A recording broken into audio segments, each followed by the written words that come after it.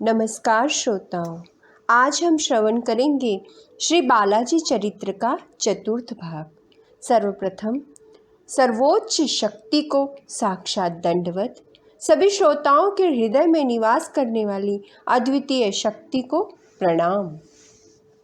वक्रतुंड महाकाय सूर्यकोटि समप्रभ निर्विघ्नं कुरु मे देव सर्वकार्येषु सर्वदा।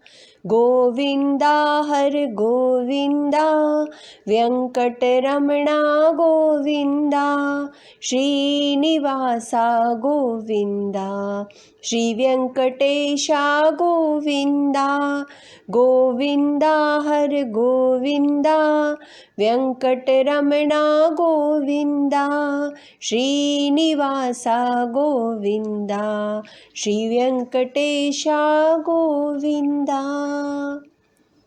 कल की कथा में हमने श्रवण किया, श्रीनिवास शिकार करने के लिए जंगल में आए। वहाँ पर उनकी दृष्टि पद्मावती पर पड़ी और उनके रूप सौंदर्य को देखकर वे आकृष्ट हुए और उनसे विवाह करने का निश्चय किया और प्रस्ताव रखा। मैं पद्मावती से कहा, श्रीनिवास ने कहा कि मैं तुम्हें अपनी जीवन संगिनी बनाना चाहता हूँ। पद्मावती को अत्यंत क्रोध आया और पद्मावती ने अपने सखियों से कहा कि इन पर पाषाण से प्रहार करो। श्रीनिवास वो घाव सहते रहे, एक बार पद्मावती पर दृष्टि डाली और वहाँ से निकल गए। कल के भाग में हमने इतनी कथा श्रवण की। श्रीनिवास घायल अवस्था में अपने कुटीर के समीप पहुँचे। बकुला देवी ने रक्त से लहूलुहान अवस्था में श्रीनिवास को देखा। वो भयभीत हो गई। उन्हें संभालते हुए पूछा, कुमार, यह सब कैसे हुआ? ये घाव कैसे लगा? मैंने पहले ही मना किया था, शिकार खेलने मत जाओ, लेकिन तुम नहीं माने। अब देखो, अपनी दुर्दशा, नेत्रों से अश्रु बहने लगे। बकुला माता की यह वेदना देखकर श्रीनिवास ने कहा, माता, यह घाव शिकार के कारण नहीं हुए। मैंने शिकार करते एक भयानक हाथी का पीछा किया। आखिर वो हाथी मेरे शरण में आया। मैं उसके पीछे बहुत दूर तक गया। प्यास बुझाने के लिए एक उद्यान में गया।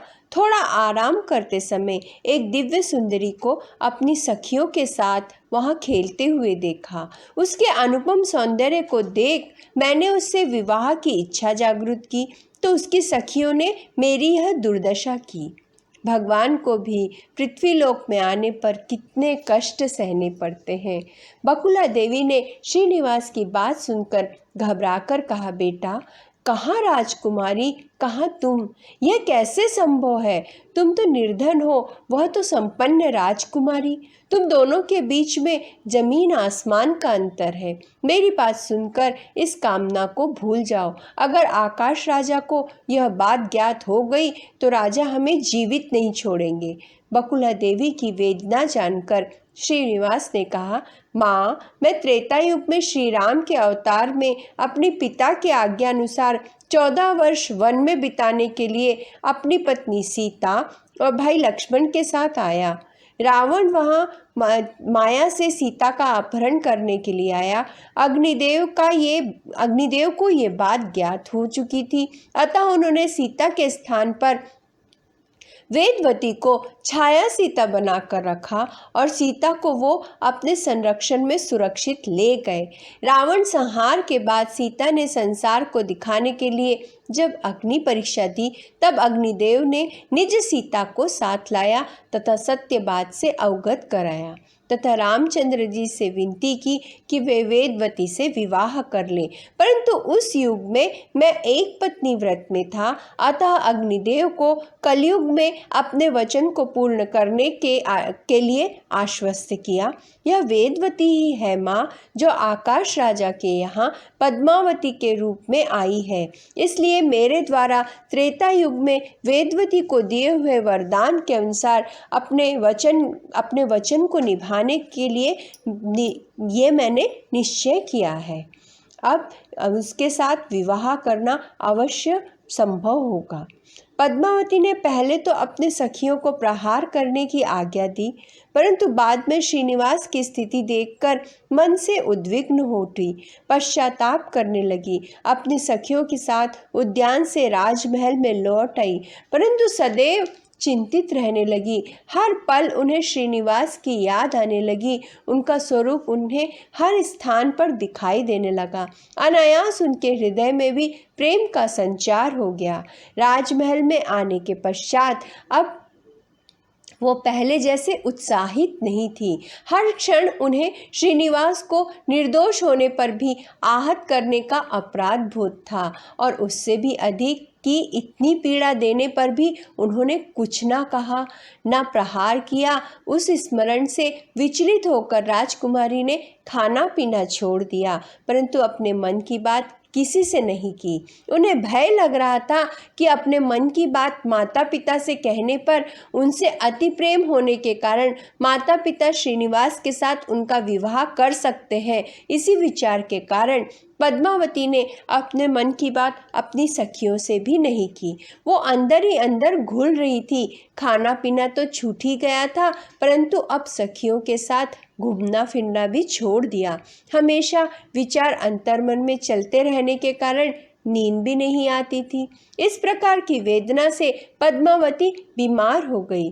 पद्मावती की इस अवस्था को जानकर आकाश राजा ने राजवैद्यों को बुलाकर उपचार कराया। भूत प्रेत की बाधा की आशंका से वैद्यों से ताबीज बंधवाया। पद्मावती के नाम पर शांति पूजा पाठ होने लगा, फिर भी स्वास्थ्य में कोई सुधार नहीं आया और ज़्यादा अवस्था बिगड़ती चली गई। तब भी पद्मावती ने अपनी मन की बात किसी से न बताई।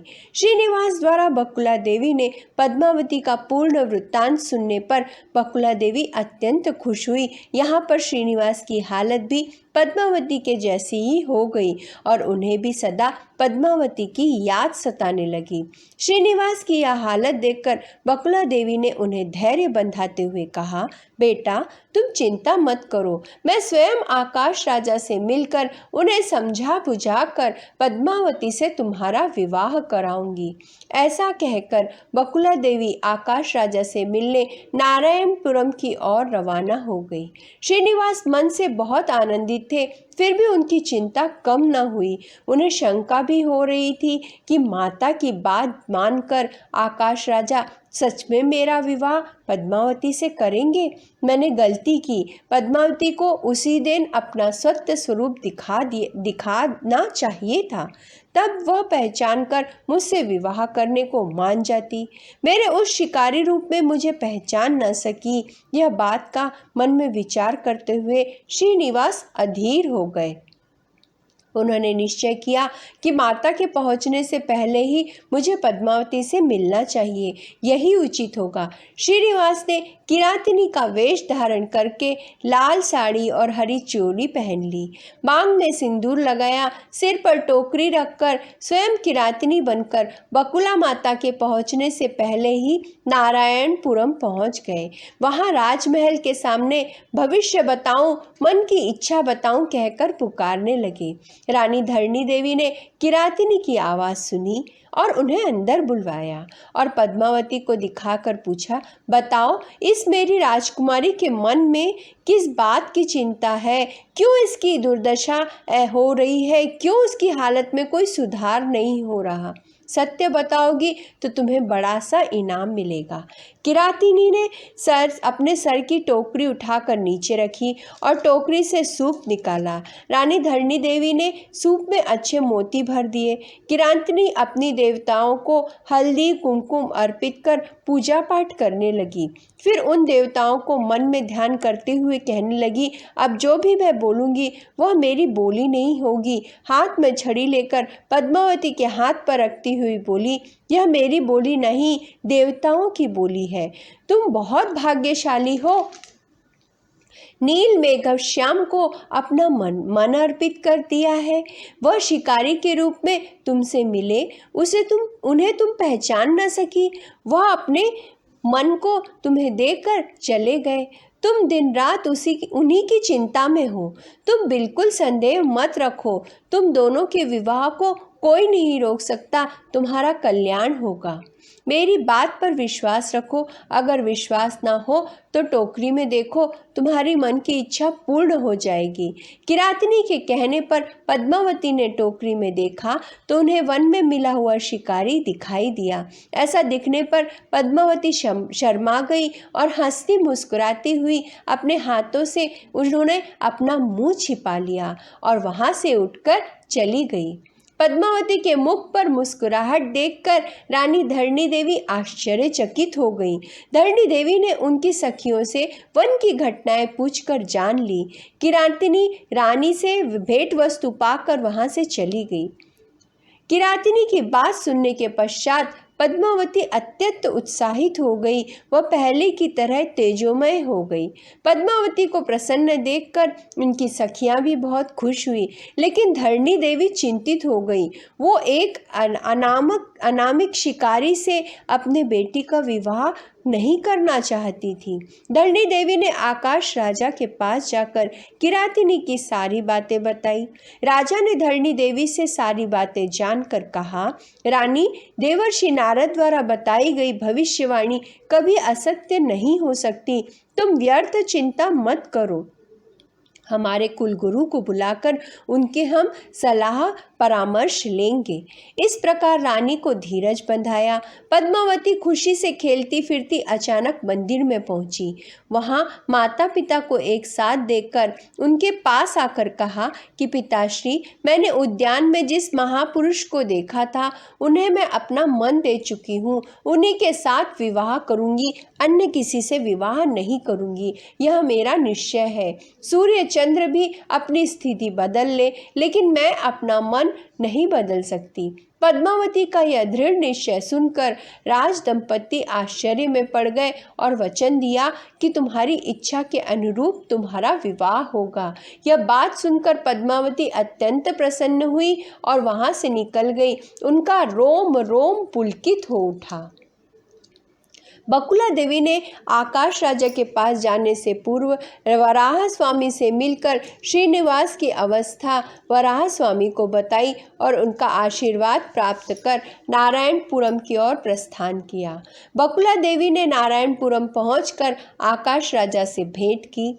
आकाश राजा और रानी धरणी देवी दोनों ने बकुला देवी का स्वागत किया। विनय पूर्वक प्रणाम करके उनका आदर आतिथ्य किया। बकुला देवी राजा के सत्कारों से अत्यंत प्रसन्न हुई, उन्हें आशीर्वाद दिया। आकाश राजा ने आए हुए अतिथि के स्वागत सत्कार के पश्चात उनसे पूछा, माता, आपका शुभ नाम क्या है? किस काम के लिए आप यहाँ पधारी हैं? मैं आपकी क्या सेवा करूं? आकाश राजा के इन प्रिय वचनों को सुनकर बकुला देवी ने कहा, हे राजन, मैं शेषाचल की निवासिनी हूँ। मेरा नाम बकुला मालिका है। मैं अपने पुत्र के साथ वहाँ पर रहती हूँ।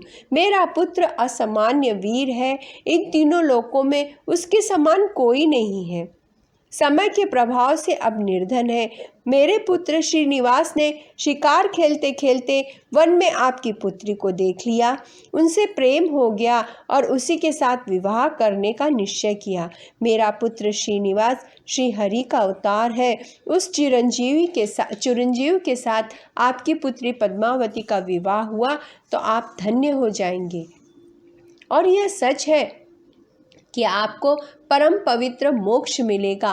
बकुला देवी की ये बातें सुनकर आकाश राजा को अत्यंत आनंद हुआ और उन्होंने कहा, माता, मैं अपने बड़ों से विचार विमर्श करके आपकी बात शीघ्र ही आपके पास यह संदेश पहुंचाऊंगा। बकुला देवी राजदंपतियों को आशीर्वाद देकर वहां से निकली और शेषाचल आ पहुंची। बकुला मालिका आकाश राजा से विदा होकर जाने के पश्चात आकाश राजा ने अपने भाई तोंडमान को बुलाकर कहा, भाई, अपनी बेटी पद्मावती के विवाह के बारे में अपने कुलगुरु शुक महामुनि से कुछ सलाह लेनी चाहिए। इसलिए तुम शीघ्र जाकर शुक महामुनि को आमंत्रण देकर उन्हें अपने साथ लेकर आओ। आकाश राजा की बात सुनकर तोंडमान शीघ्र ही कुलगुरु शुक महामुनि के पास आए, उन्हें साथ में लेकर उपस्थित हो गए। आकाश राजा ने शुक महामुनि का पूजन कर आदर सत्कार करके पद्मावती के बारे में वन में जो घटनाएं हुई और बकुला माता का श्रीनिवास से पद्मावती से विवाह का संदेश लेकर आना, किरातिनी का पद्मावती के बारे में भविष्य का कथन और देवर्षि नारद का कथन इत्यादि सब विषयों को सविस्तार से मुनि को बताया। शुक महामुनि ने आकाश राजा की सब बातें विस्तार से श्रवण कर राजा से कहा, हे राजन, तुम भाग्यवान हो। श्रीनिवास सामान्य मानव नहीं है, वह केवल श्रीहरि का अवतार है। साक्षात श्रीहरि का तुम्हारा जामाता होना तुम्हारे पूर्व जन्म का शुभ फल है, इसलिए बिल्कुल विलंब मत करो, शीघ्र अतिशीघ्र इस विवाह का प्रबंध करो। शुक महामुनि का कथन सुनकर आकाश राजा, धरणी देवी, तोंडमान, वसुदान और पद्मावती सभी बहुत आनंदित हुए। शुक महामुनि से शुभाशीर्वाद प्राप्त कर आकाश राजा पद्मावती का विवाह श्रीनिवास के साथ निश्चय करके देवगुरु बृहस्पति को बुलाकर गुरुदेव से यहाँ का पूरा समाचार बताया। हे गुरुदेव, आपको इस विवाह की लग्न पत्रिका लिखनी है। राजा की विनती सुनकर देवगुरु बृहस्पति ने आनंदित होकर कहा, हे राजन, मैं धन्य हूँ। श्रीनिवास पद्मावती की पत्रिका लिखना मेरा भाग्य है।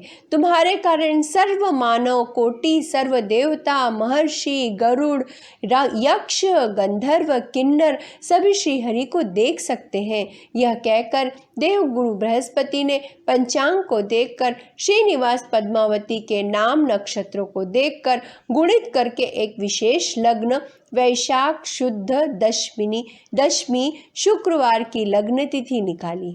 आकाश राजा ने अत्यंत आनंदित होकर देवगुरु बृहस्पति से कहा, हे गुरुदेव, आप ही उन घड़ियों से लग्न पत्रिका लिखिए।